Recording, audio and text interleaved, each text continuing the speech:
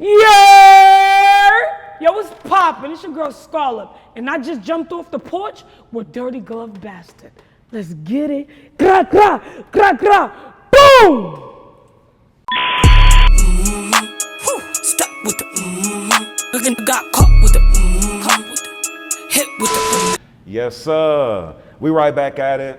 We got the one and only ScarLip jumping off the porch with us today. What's good with you? Yo, what's poppin', my nigga? How you feeling? Everything good this way? How you feeling? I'm feeling real good. Word. That's what's up. That's what's up. Yo, it's an honor to have you here on the porch. You've been buzzing like crazy. You've been seeing you everywhere. You know what I'm saying? It's been really dope. And you've been sharing like a really dope like story of triumph and all that. So, you know what I mean? Definitely a pleasure to have you here. Aw, thank you. Yeah, for sure. So, you're originally from the Bronx, raised in Brooklyn, right? Yeah. New York, okay, represent. That's what it do. And can you tell us just, like, what was it like, coming up in New York, you know what I'm saying? Like as a youngin', you know what I mean? So coming up in New York was crazy as hell. Feel me? We got rats. We got roaches. Yeah. Nigga, I had roaches in my cereal box. I was living in the projects, you feel me? Yeah. Rats running across your bed. We used to shit like that. Yeah. Roaches in your cereal, take the roaches out of the cereal. Huh. Let me tell you something, growing up in New York, it was a fight every other day. Yeah. Especially in the projects, niggas was fighting, niggas getting shot, all types of shit like that. But like niggas is not playing, like growing up in New York, like we was hopping the subways, fighting in school, getting suspended, well I know I was. Yeah. Feel me, growing up in New York, but I didn't really spend that much time like growing up, having a normal childhood for real. Yeah. Because I was really in the system. Right. Feel me? But yeah, it was like that. Word. It get like that. Yeah. And so you said like, you know what I'm saying, you was going through stuff young and all that, like when would you say you jumped off the porch? Like when was that time when you was basically like doing it on your own? Since I was doing it on my own since I was 12 years old, since my mother died. Okay. She got hit by a car. Word. Ever since she was gone, I had to do this shit on my own, you feel me? Yeah. Yeah. And did you ever, like, how do you, when you take a loss like that, like, how do you bounce back from that, like, and not, feel like, you know what I mean, like the world's against you? Because I know that when something like that happens, you get that feeling automatically. Like after losing my mom, I ain't really ever bounced back from it. Gotcha. Like I still be going through my troubles, my trauma, and like my grieving. Feel me? And I don't even grieve the healthy way. That's a fact. But I still go through my stuff. People be like overcoming. I'm trying to overcome. I'm trying to be strong to make it. You feel me? But every day I just take it one day at a time and I just stay focused on what I know I want to do in my life and what I want to be in my life. And I just look at that. I look ahead of me and not behind me. You feel me? Because if you niggas be looking back, I always look back. But then it's just like, you ever heard that story in the Bible when God told them people not to look back, and then shorty looked back, and then she got turned into salt or something like a stone? Yeah, no, for sure. I be grinding. Every time you look back, you slow down. Yeah. Feel me? Yeah. So you gotta keep going. Yeah. And did you ever have times where you felt like, or even still to the day, like, just feel like, damn, like, shit's not fair, like, you know what I'm saying? Like, I don't think it's fair. I never thought my life was fair because I see me not having a mom and I see other people got moms and stuff. Yeah. I just be like, damn, I wonder how it feels to have parents. You feel me? I wonder how it feels to have a family support. Like me, I gotta do this stuff on my own. So it just be hard. Yeah. Like facts. I be just like, why me? Yeah. You feel me? Word. And did you turn to music like as your therapy at a young age? I definitely turned music into my therapy because mind you, I was young, I ain't really have nobody to talk to, and I have no way to express myself to other people because there was nobody for me to express myself to besides my teachers. So I went to poetry and started doing poems and making videos and sharing it to the world. And that's how I really expressed myself. And that's what really helped me get through my trauma. Word. I'm still going through it, but it made it bearable, easier. Yeah. You know what I mean? No doubt. How did it, come about, like, you actually getting into, like, the system and into, like, foster care? Yeah, so I got into the system, in foster care. I was in and out of the system, in and out of detention centers, fighting, in and out of group homes. Yeah. Because And then I was getting abused at home. I got the scar on my lip from my brother. And when that happened, they was like, it's either you gonna stay here, it's either she's gonna stay or he's gonna go. Yeah. My brother. My aunt chose for my brother to stay. Yeah. So I had like, I dipped. Yeah. But I was in and out like group homes. I went to 8 different foster homes. And it was just like, boy, oh boy, I tell you, it was just crazy. But it was better than being at home with my aunt. Right, right. Feel me? Yeah. I felt more like safer in the system than with my aunt. You feel what I'm saying? Yeah. Because the stuff my aunt was doing, the system wasn't doing. Yeah. Yeah, it was still hard to survive. It wasn't hard to survive because the system was taking care of me. But it's just other life things I was going through. All of that trauma. I never really got proper therapy. You feel me? Should be crazy. Word. I could curse. Yeah, for sure. Shit be crazy. Come on now. You at home, you on the porch. You know what I'm talking about? Shit. So and I be dissing my aunt because she didn't protect me when I was a little girl. And would she let her boyfriend touch me and do those things to me? I was dissing my aunt on the radio, and I was just like, F my family and stuff. But I really take that back. I really regret saying those things, you feel me? Because I don't want to walk around y'all with hate in my heart. I gotta learn to forgive my family for what they did to me so that I don't walk around hating my family.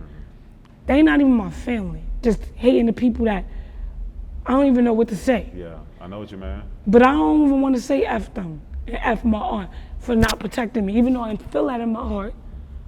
I'm gonna just say, you know what? She going through things and maybe she battling her own problems and she just wanted to do wrong by me. But I'm gonna just learn how to accept that, forgive, and I'm gonna learn to keep going and be positive. Feel me? Yeah. And not let the past break me and determine where I'm gonna go. Yeah. If I'm not about to keep on letting my pain, bro, determine me, bro. I could sit there and let me being in the foster care system, let me having this imperfection on my lip, I could let that ruin me, y'all. And I really could snap. But I'm not gonna do that, bro. I'm gonna stay trying to do better for myself at the end of the day. Yeah. There's mad people in this world, y'all, going through mad stuff right now. It's kids just like me. Don't know why their parents neglected them, why their family did wrong to them. They in the system, they ain't got nobody right now, just like I didn't have nobody. I'm not about to teach y'all to hate, bro. I'm gonna teach y'all, I know it was bad what you went through, but we could turn what we've been through into something positive. Period. That's real. That's how you keep those positive vibrations, by, being able to do that. I mean, I've been going to therapy probably about like 8 months now. I just lost my mom's a year ago. And so, that's been something like through my healing process where I've been learning like to forgive and, just not take things maybe even as personally, understanding that people, even if they're your family, and, we can't control who our family is. I know that's what you were kind of trying to get at earlier, like where we can't control like who these people are. Let me tell you something. Sorry for cutting you off. Are you good? Let me tell y'all something right now. My family I knew for 22 years ain't had my back, right? A person I met when I was like 16, this white lady, her name was Miss Nikki. She took me in as her own daughter. A white lady took me in, a black child, as her own daughter, protected me and built me up to be a woman more than the family I was raised in for all my years of my life. So just because you know a family, you can meet somebody tomorrow and they're gonna be more loyal to you than your own family. That's a fact. Yeah, no, that's true. That's true. They say that like a lot of times, yeah, like you said, like people that's not even related to you, people that's not even as connected to be your number one people championing you. You know what I'm saying? And all that. So no, that's a fact. That's a fact. So then with like, what do you do like to keep, your energy good and to keep them high vibrations and all of that, you know, these days, you know what I mean? Because it sounds like within like your healing process, you've definitely learned like to not hold grudges, which is, you know, something, I mean, that's like one of the biggest things with it. Let me tell you something. I'm one of the most, I you know, it may not seem like it, but I do forgive. Like, I could get over something. Like, I don't really keep grudges like that. Like, I'm gonna be tight at you, but then I could forgive you after. And that comes from, like, my aunt, right? She was the type of person, she used to give me the silent treatment, right? Like, she just had this evil grudge with her. Like, she just was mad mean, bro. Like, she'll hold grudges and just give you the silent treatment. And I knew how that made me feel as a kid. Like, I don't want to be shut out or people, like, giving me the silent treatment or holding grudges with me. So I know not, like, to forgive people more easier. You feel me? And be open to people more. Because I'm a forgiving person. That's what I've got to say about that. Word. No, I can dig it. And so when did you start recording like some of your first music? I recorded my first song, Therapy, in the studio. And shout out to Depp. That's my dude. Word. Depp was the first dude that ever recorded me on the studio. Therapy, Foster Care, and Suicide Awareness was the first songs I recorded. Wow. And I just didn't understand how to do it. You know, my voice was raspy. Yeah. I just got a natural raspy voice. But like, I was just like, I gotta do this over. I was nervous to record in front of the freaking engineer. I had mad pressure. I was anxiety, like, and I was also scared because I always share my story on social media, but in front of an engineer, I was a little embarrassed. Like, I'm about to share my life story. I forgot. Yeah, no, you good. I gotta share my life story in front of a person. Right. I usually do it in a room, nobody's watching. Right. Because you started out like doing you started out like doing poetry, writing poetry and like videos doing over the phone. Okay, word. So I was like, I'm about to be doing this in person. What is this dude gonna think? Like, he probably looking at me like, what the hell? Yeah. But me and that engineer, he's cried to me. That engineer, he had a tear rolling down his eye. Because he was going through some things too. It's crazy, a grown man too. But I did that. Yeah. It was fun, and let me tell you something. When I was recording, I had to scrape up money just to record. Word. When I was going to that studio around 2017 to record my first song, I ain't even have money to record. I had to find money, $40 just to record a song. $80 for Uber. It costs more to get there and back than to freaking pay for the studio time. Yeah. So I was dropping once every 6 months because we didn't have the money like that. Yeah. But you was and I didn't making it even get happen. nothing. Let me tell you something. At the time, I didn't really even get nothing out of it. But now it shows. So I didn't it's like I didn't get nothing out of it at the time. Yeah. Like no growth feedback. But today, now the songs I went broke for. Yeah, for sure. Today pays off. Yeah, no, for sure. And now that like, I mean, and it makes so much sense. And it's like, you know, how they say timing is everything. Like it is perfect because now when people discover your music now and discover you now and they go back to that, and that being your first like songs that came out and then me hearing that those were the first songs you recorded, like that's crazy. You know what I'm saying? And they all really came from the heart. You know what I mean? So like, that's ill. Like, I mean, and so let me ask you this, like, so you dropped those songs, and then what was it? What in like 2021? Was it 22 when Gizzy Gobbler? So 2020, all right. When Glizzy Gobbler dropped. So around 2016 to 2021, it was really me doing freestyles and sharing my story. Yeah. I said I let the world know my story. I want to let's start dropping this music. Right. Let's start trying to get known as making music. Yeah. I said, what can I do to go viral and to get the whole world talking? Okay. I want to be a rapper. I want to make my mark. How do I do it? I got to go viral. I got to get the people attention. Yeah. What's going to get the people attention? Let me rap about food and see what the response is. I started holding up glizzies, hot dogs.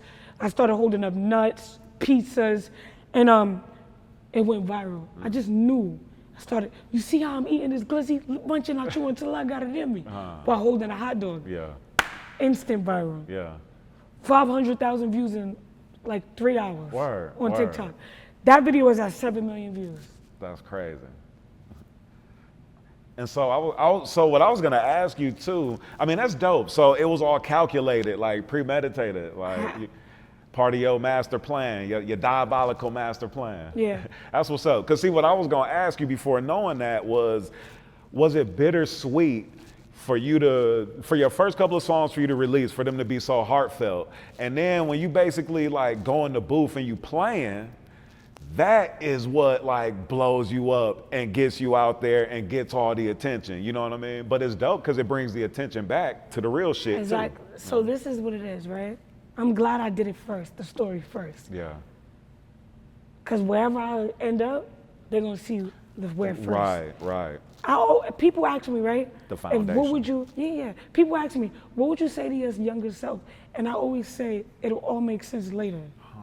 And it really is. I say that right now to myself in 2018. Yeah. It will make sense. I'm glad I did that now, before it first, because now everybody gonna know where it started. Right.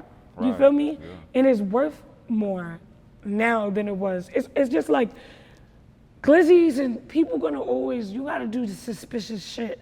Right. Yeah. Say no, for such sure. shit. That's what they like. People like, a motherfucker will like, you see you fighting, than a fighting video more than those. A motherfucker would like to see a fighting video more than a inspirational video. Right. Helping an old lady across the street or some shit or like. They rather see you knocking a bitch out. Right. Feel me? Yeah. But it's just, you just gotta know how to do it. Yeah. Nah, that's what's up. And so then, so you go viral, you're going crazy on TikTok. Like, how did that feel? Like, especially like I said, like after you've made all these heartfelt songs and you've, told your story like in this way, like how did it feel like to be like, damn, okay, people are finally listening, catching on? I felt good because then I started to get involved with the drill scene. Glizzy Gobbler was a drill song. Okay. So I started to get involved with the drill scene. Okay. And that got me local interviews. Yeah. Never got that before. So local interviews in New York. So all right, now I'm making my way out in New York as a small artist in the town. But it felt that was my first rise and my first feeling of fame and people being interested to interview me and pay for me to do this. And Right. you know that, like doing the music, I started to feel I started to find out what it takes to be an upcoming artist in the beginning sense. Yeah. And it felt good. I felt like, oh shit, I got a chance. I'm about to make it. But I didn't even know what making it feel like till I dropped This Is New York. Word. And before we jump into that, let me ask you this, because people were trying to box you into like that drill, like as being a drill artist. Like, how'd you feel about that? And did you, consider yourself a drill artist or? Did I consider myself a drill artist? No. Okay. I am not a drill artist. Because people definitely tried to box you into that, Drill, I'm not a drill artist, but drill is what you do to get hot. Right. Drill is what's hot and what always trends. We do drill just to get on, just to get a buzz. That's what drill is for, to me. To get a buzz, you go super viral doing drill. Yeah. But I can do drill. Yeah. I'm not a drill artist, but I can do drill. I'm very versatile. Yeah, because I'm hearing like your other songs and you got crazy melodies and like just, like it like definitely multifaceted like with it. So it's ill. Just being able to switch styles like that, but then for it to all sound authentic, it don't sound like you necessarily trying to like just tap into something because it's trendier, because it's cool. It's just all, an organic feel. So Yeah. that's what's up. That's what's up. So then, all right, This Is New York come out. Like, and that starts buzzing like crazy. Like, what was that feeling like? Because you representing the city.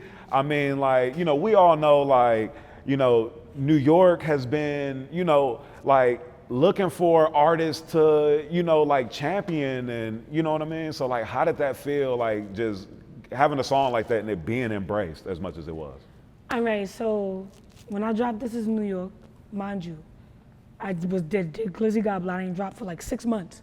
So I'm just like, I don't know what I'm gonna do, how I'm gonna get on. Like, I dropped that song and then it just goes crazy. Did you know My that team it was, knew. Okay. Everybody around me knew. I was the only one that didn't know. Word. I was like, I don't know, I got better songs. Yeah. You know what I mean? Like, that's just, I don't know. But it was like, that's the one. Yeah. And it did what it did. DJ Envy reposted it. DJ Sus 1 played it for 10 minutes on the radio straight. Oh, wow. And I went crazy. Yeah. It was like, you're giving me chills. You're giving me chills. Like, I remember that day too. I was in the car, and for 10 minutes straight, DJ Sus 1 played This Is New York. Wow. And we was all in a frenzy. Yeah. And I was like, yo, this is serious. This much. Started getting booked at clubs. DJs started tapping in, playing my stuff for free, no record label, no deal. The next week, I'm in mad label meetings. Yeah. I'm like, yeah, this is serious. Huh. I'm touching money I never touched before. Huh. Now, a few years before this, you're living in Pennsylvania, and you know you're trying to figure out just your next moves and everything. Could you fathom the thought of like where you're at today back then? You know? Nah. For me, making my rap videos in the parking lot, trying to get on to today, seeing me where I'm at today, even though I'm not exactly where I want to be, I never seen this. But I just feel like that's just because I was consistent and I stayed doing it every day. Even though I was broke, I ain't have no money, I just always was motivated to do these vids, these TikToks. Yeah. And I feel like the consistency is what got me here today. Yeah, for sure. Nah, I just kept going. That's what That's it's all 7 about. years Uh. in the parking lot. Yeah. You could just check the stats.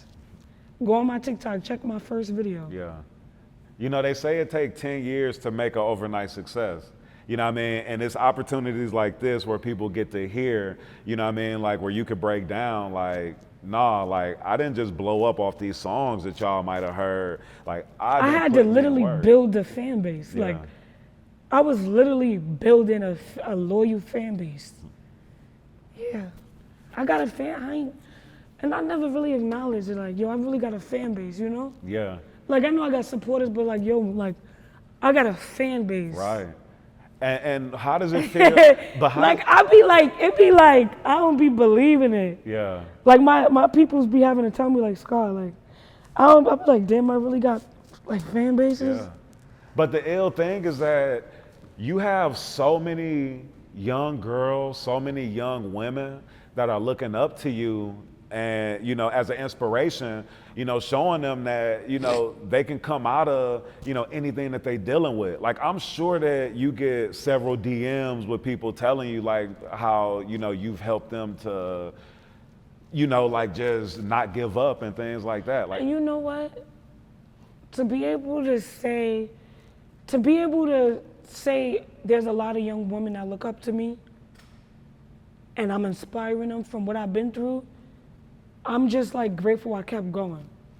To know I carry that weight of people inspired by me for a positive reason. right. It feels good. Yeah. And it's just not fake. A lot of stuff is fake, Yeah. not real. Yeah. So to know it's real is like, and like, I inspired them just off of being me and all that I've been through. Yeah. I mean, that's amazing. Coming from a family that don't give a freak about me, coming from a family that don't care about me, to know the world and people is inspired by me and care about me, and make me feel worth it in this life. No, for sure. You don't know how it feels to not feel loved, bro, not feel important because your own family don't care about you. And now it's just like, who would have knew if you didn't rap, if I didn't start rapping, where the freak would I be in my life right now? Probably on drugs, probably in the hood, Yeah. doing some crazy stuff. Yeah. Just to know I had the will to keep going. You gotta have the will to keep going. It's for anybody going through it. You got no excuse. Yeah. Thank God for hip hop. Thank God for hip hop. Thank God for saving my life. Like, thank God for music. Thank God for freaking poetry. Wow. I found the escape. I found the healthy escape. I could have been selling drugs, toting that gun, popping niggas and booming niggas. But I decided to do poetry to help me in my pain. Yeah. Like, you know what I'm saying? I could have went really crazy. Yeah, no, for sure. You definitely could have crashed out at I could have any crashed time. out. It was times I was in my bed, I didn't get up. 2 days ago by, a week ago by. Yeah. It don't matter how long go by, as long as you get up. A week ago by, but then I'll get up again. Yeah. What you think for those 7 years in the parking lot, every day I was just motivated? Nigga, I was like, fuck this, I hate life, I'm over it. 30 minutes later, all right, God, come on, give me the strength, I gotta go do this video.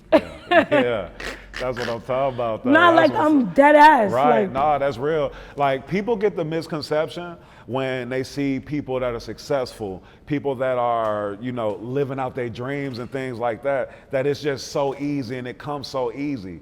Those people don't know, like what you just explained, those 10 minutes before you actually got yourself up to get in front of that camera and give these people this message. The fact that you had to maybe give yourself that pep my talk. nigga, And that, it's some things, right? Because I'm still like trying to heal from my yeah, past. for sure. It's an everyday struggle. Yeah. So I'm still trying to heal from my past, but I'll have a show and I'll be crying. But before I get in that show, before I get in that club, I gotta wipe my eyes and I gotta put a smile on. Yeah, You feel what I'm saying? for sure. Like, you gotta keep going. Yeah, nah, Through that's it real. all. I seen this video, it was this girl, she was on a treadmill working out, but she had a Hennessy bottle in her hand. She was drinking the Hennessy, but then she would take a sip of the Hennessy, but then keep running on that Yeah. treadmill. Bitch, I'm going through it, but I'm gonna keep on doing what I Real gotta shit. do. And that's what that's like the real definition Yeah. of like, bitch, I'm gonna get through this. Yeah, Like, you know what I mean? yeah, I'm gonna get through this by any means. Bitch, if I gotta do it drunk, if I gotta do it tipsy, bitch, if I gotta tell a few niggas to suck my woo, I'ma still do it. You feel me? Like, Yeah, I'm sure you started with your iPhone. Or like you bought a cheap camera. yeah, for sure. Definitely started out cheap. Probably a lot of camera, niggas like, wasn't trying to believe in your Yeah. dream, right? When you Yeah. first started. Absolutely. But you had to keep going. Nah, for sure. And your iPhone, your Android turned into an iPhone. Right. Your iPhone turned into a small camera. Right. Then it turned into a whatever. Then it turned into a Canon. Then we got lights. Now you got Then full we- production. Yeah, you feel me? Yeah. Anybody I meet in this industry, anybody I meet, whether it's a club promoter, a performer, a DJ, I know they started from somewhere. And the people Absolutely. I meet started from the bottom and grinded up to the top. sure. And that's why when I see people like you, people like them, we relate to each other because we know where we came from. Yeah, absolutely. Like the first time you do something, it's not gonna be the best. Right. You know what I mean? Like you can't expect, and a lot of people hold themselves back from doing that thing for the first time because they in their head too much and they think that, okay, everything gotta be perfect. It's all gotta be lined up the right way. But it's like, nah, you gotta get out there and just do that shit. And hey, it might not be the best the first time around, but I bet if you do that shit 100 times, that, you know what I mean, on number 50 or whatever number, you know what I mean, it's gonna be better. It's Right. gonna, you know what I mean, progress. So. And that's the thing. A lot of people put hard work in and they feel like they didn't reach their expectations, so they want to give up. Yeah. Or they feel like, man, I worked so hard for this and nothing to show for it. If you got to keep going. Yeah. And there's going to be days you go broke for it and you don't get nothing in return. Yeah. But it's just about the consistency, and it's about sometimes, you know, the only thing you'll get in return is a lesson, knowledge, That's wisdom real. on how to do it differently the next time. Sometimes the knowledge is what you get in return. Sometimes it ain't gonna always be revenue you Right, get from it, right. or a lot of sales or a lot of views. Right. Sometimes it's just the knowledge. Sometimes it's the connection. Sometimes it's just the new relationships. You feel me? Yeah, nah, real. You ain't real. gonna always get 1,000 views or 100,000 views on your song. Right, right. Yeah, nah, but if you were able to learn a lesson from it, if you were able to like apply that, move it to the next thing, then that's what growth is about. That's what progression is about. You know what I'm saying? Fendi. Facts. You So, like yo, this? You like this outfit? Oh yeah, nah, that's fly. Clean. What brand? Yeah, Dookie Brown. You know what this store is? Nah. What store is this? Oh, okay, word. Yeah. Shout out Exclusive Game, man. Yo, he one of the pioneers like of this fashion shit. Like, so you know how like in New York, y'all got Dapper Dan, and he was like the OG that was like, you know, like taking Gucci, Louis, all these top brands, and then like making all these custom fits, all these custom gear. So that's what exclusive game is to Atlanta and just and to the South. You know what I'm saying? So like that's legendary right there. Like exclusive game, like that's a legend. So I love these you in here with that shit on for real. Yo, so ScarLip, tell me what's like one of the biggest life lessons that you learned? A big life lesson I learned is to take nothing personal. That's one I've had to Take learn. nothing personal. To keep your sanity, to keep you at peace and at ease. Yeah. Take nothing personal. Take nothing to heart. Always see it, understand it, observe it, and you just learn from it. Yeah. He talking crazy, I know to stay away from him. Yeah. She moving iffy, I'm gonna keep myself from around her. He messing up my peace, I ain't gonna take it personal. Yeah. You feel me? Yeah. Take nothing personal. That's real. In light, in any light, in anything. Yeah. Word, man, that's what's up. So so let's talk about hit 'em with the You know what I'm saying? Like you got this new joint, No Statements, that you just recently dropped. That shit is going crazy. Like I definitely like when I first heard it, like played it back like 3-4 times, like it go crazy. Like for sure. Nah, like No Statements was a sexual song at first. Pop the pussy for daddy, let me turn it around, throw my booty all on the ground, I'ma pop that pussy for daddy. No Statements was a sexual song. But then I was like, nah, let me take this shit back to the streets. Yeah. I said, yo, give me a couple more minutes in this booth. I put the headphones on and I was like, caught with it. Heard he got hit with it. Get sweat with it. Nigga got left. I walked out the booth. Yeah. And I went in the studio and it was like 20 niggas sitting down. You know what they were saying? That's just okay. And I was like, we got one. Yeah, nah, for sure. Nah, that joint's crazy. It's crazy. And then you shot a video for it. That's out. What was the energy like? You know what I'm saying? Like with shooting that visual, like to just a song that's got like so much energy and shit to it. It was really fun experience for me. I did a lot of scenes. It was also a 16-hour video shoot. Wow. So it was the first ever longest shoot. Yeah. I was tired, but it was hot as hell. Yeah. But it was a vibe. Like it was really fun. I got to know all of the people I was working with, the actors, the dancers, and the Swizz Beatz was at the shoot. Word. And it was lit. Yeah.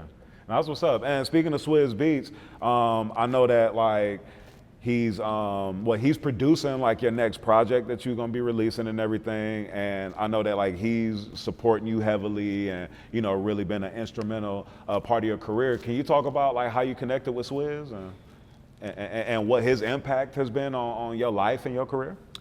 Yeah, so like Swizz Beatz shared my poetry when I made the rap Life of a Black Girl. And when he shared it, I was like, oh shit, I'm about to make it out the hood. Yeah. So I slid in his DMs and I'm like, yo, Swizz, like, I'm a big fan of you. Like, you used to produce for my favorite rapper, like, could we work? Yeah. Like, and he was like, keep Who's working. your favorite rapper? DMX. Okay, word. And he was like, keep working. And I was like, all right, whatever. 2 days later, he slid back in my DMs and he was like, we gotta work. And I was like, let's do it. Like, fuck you, me, nigga. You about to. Swizz Beatz, he took me out the hood. I tell everybody that. Word. When I met Swizz Beatz, I was in the hood. This Is New York was out, but I was broke. That's what nobody knows. I had a hit song out, but I was broke. Wow. Ain't that crazy? Yeah. I you know what I heard like that. I heard somewhere you were saying that like you was like scraping up the money like to even shoot the visual and all that. Like barely had it. Like I had a hit song out, but I was broke. I didn't even have enough money to pay for the music video. I had to script and scramble. I'm dead serious. Like, I was like I was hustling. I got it together. Yeah. When Swizz Beatz discovered me, I didn't even have a house. I was homeless at the time. I had no place to go. Yeah. I was hopping from Airbnbs and shit. And I told Swizz, I was like, yo, Swizz, I'm gonna be real with you. Like, I ain't got nowhere to stay. Could you please like help me? Yeah. And Swizz, he got me shelter. He got me a place to stay. Yeah. And now, today, I just got my first ever own apartment. Word, that's what's Ever. up. Yo, congrats on that. That's what's up. That's hard. Yeah, so, Yeah. yeah, Swizz Beatz really changed my life. Yeah. He really like the best person, like, he really believed in me. Like, even when it's cold, when it's hot, he believed in me. Yeah. He don't believe in, some people just believe in a record. Some people just believe in a song. He believes in me. So no matter what a song, how a song, it's me who Yeah. he believe in. And that's why I'm always rap Swizz. Yeah. That nigga got me I can't even tell you. He got me a good deal. Word. That nigga is my life. That's what's up. And you signed to Epic, right? I'm signed to Epic Records. Yeah, that's what's up. Shout out to Epic Records. Nah, that's what's up. Shout out to Epic Records for taking me out of poverty. Huh. Epic Records signed me and now I don't gotta, what, talk. No. I mean, I was gonna ask you, like, if, like, when you were moving around independent, like, was it always a goal to be signed to a major, or like, was that something? Because you hear people talking like the narrative nowadays is like the cool thing to be independent, and everybody feel like you know what I mean, like that's the only way to go, or that, you know what I mean. So, wondering like what your perspective is or was, you know what I mean, to that. So now that I'm like signed, all right, I always had to go, I want to be signed. And it was always like, I want to be signed. Like, I just always wanted to be signed. Yeah. And like, I mean, I think too, like living in New York and that, like, being, I mean, that's like something that, you know what I mean, like, you've probably seen just through the years, like, that's like that thing, like, all the big labels are there, you know what I mean? Like, that's like, you've accomplished something, like, yo, let me tell you something. I really can't believe I'm signed. Yeah. Like, now that I'm thinking about it, I'm like, yo, I'm really signed. Like, I really made it, bro. Yeah. Like, I'm really signed. Like, How many times do you like have that moment where you like just can't believe it and you like, damn, like this is really my life? every day. Every day when I'm at the BET Awards, when I'm at these interviews, when I'm on the radio. Yeah. Bro, I'm really here today. Like, I'm really signed. Like, Right. I could text Swizz Beatz Right. and he'll text me back. Right. Like, what you doing, Swizz? Oh, nothing. With the family. Yeah. Like, Huh. And then I could say, Mona, I want to be on TV today. And Mona would be like, no problem. just crazy. What? Yeah. like your circle then just got crazy. You know. Yo, what I mean? shout out to my team. Yeah. Can we shout out the team? For sure. Please shout out. Can the we team. talk about the niggas that's, can we shout out D? Please, let's Can we do shout that, out you my know what I team mean? that's 'Cause there's really no I in team. Teamwork make the dream work. Like, shout out my team for like, oh, it's a whole blunt right here. But yo, and I smell weed right now. But look, shout out my team for like really being here for me. Like, they not just a team, they my family for real. Like, they really like support me, back me, pushing me. Yeah. It's here for me every day. You know what I mean? Like, it's more than just, see, some niggas is just one thing, but we is like everything. Like, they really make sure I'm good in real life. Like, you Yeah. feel what I'm saying? And like, they really just they push me, they do the best for me, you feel me? Yeah. My label too, like, everybody just is supporting me. Yeah. And we gotta just talk about it.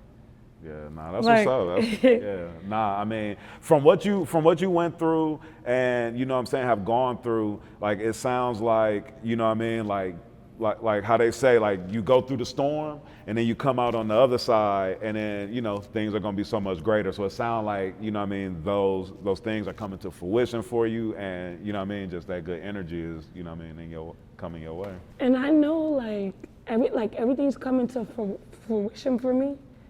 And I know that I don't realize it yet because every day I'm still like starstruck. Yeah. And that's just, I want to, That's you know what's what, like I'm always like, I think I'm always be like, because I just been through so much in my life. For sure.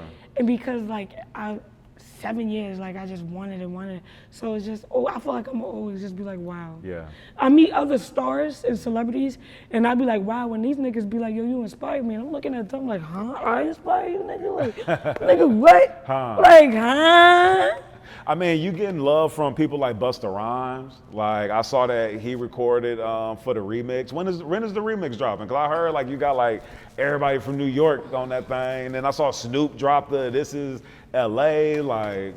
And I saw random underground artists with a This Is New Orleans. Like, it's crazy. Yo, shout out to the whole New York drill scene. They definitely got on the This Is New York remix. I love them for that. You know, shout out to my city, bro. Shout out to all the artists coming up right now in New York. Like, one thing about us artists in New York, like, we support each other. Like, we want to see each other win, we uplift each other. Like, we really, like, it's New York versus everybody. Bitch, you got a problem with my city, I'll punch you in your face. Can you talk about your upcoming project or the upcoming EP, Scars and Stripes? My upcoming EP is gonna be crazy. It's mind blowing. When you hear the songs on it, you're gonna be like, huh? What? I got a lot of your favorite artists on Scars and Stripes. Scars and Stripes is about my past, but also about my triumph. I'm gonna get into my pain, my love side, my sad side, but you also gonna hear that gangster shit and that back the fuck up shit. Yeah. It's an amazing project, and it leads into my versatility that's just gonna lead you right into the album. That's what's up. That's what's up. Yo, one thing that I rock with about you is that from all the music that I've listened to, like, you spit in real life, like what you done been through, but then also like dropping gems too. Like, what was it, on No Statements, you had a line, I can't remember the whole line, but you said something like, don't mix business with pussy, cause that make a gangster turn to a victim or some shit said. I was like, never mix pussy with business. That's how a gangster turned into a victim. That's real shit. Yeah. The nigga got left with it. Dripping in Gucci, I'm dressed with it. Ain't gotta flex, I was blessed with it. If it ain't Molly and Walk, I can't mess with it. Never mix pussy with business. That's how a gangster turned into a victim. A project baby, I come from the system. Who would have thought I'd get suffered? Yeah, spitting that real on there. For sure. Who are some artists that you aspire to work with in the future? Like, who's some people that you looking forward to working with, that you want to feature with, that you haven't been able to work with yet? So it's a lot of features so there's a lot of artists I want to feature from. Word. I want to feature from Cardi B, of course. You know I love her. I want to do a song with her. Word. I want to do a song with Doja Cat. I really love her. Shout out to Doja Cat. She did just recently drop her new album. She going cool. So shout out to her. I really want to do a song with Eminem and Billie Eilish. Oh, word. Those are people I really want to work with, like at the top of my list. Word. That's what's up. And before we break out of here, ScarLip, I want to ask you, like, what are some things that you do on a daily basis, on a regular basis, just like to keep your energy up and to keep like high vibrations, you know what I'm saying? Because it's so important that we do things like on a daily basis to, you know what I'm saying, keep us up and able to, you know, connect with the world and you know, all that, so. The things I do on a daily basis to keep my energy up, I eat, masturbate, and talk to my fans. Word. I'm just playing. I'm like, oh, word, okay. You got your little regiment. The Rose Regiment. Nah, like, I fuck with my fans, you feel me? I talk to this boy from Jersey and shit like that. I fuck with you, you mad cool. Word. I appreciate it. I like doing these things. Yo, I fuck with you. The vibe, your vibe is dope. Like, you know, I want to let you know I was just being real genuine this whole interview. Yeah, for Nothing sure. but just honest answers. Yeah, for sure. I appreciate that. For real. Before we break out of here, you got any shout outs? You got any things that you want to say to your fans? Hey, yo, we right now live with Off the Porch. Shout out to Cardi B. No reason behind it. Just shout out to her because I love her. Shout out to Doja Cat. She just dropped her new album, period. Shout out to the Bronx. Shout out to New York. Shout out to No Statements. Don't get caught with the Make sure y'all streaming that. And make sure y'all follow me on Instagram and TikTok at @Scar_Lip. And add me to all your Spotify and Apple Music playlists at ScarLip. Let's get it. Stuck with the Nigga got caught with the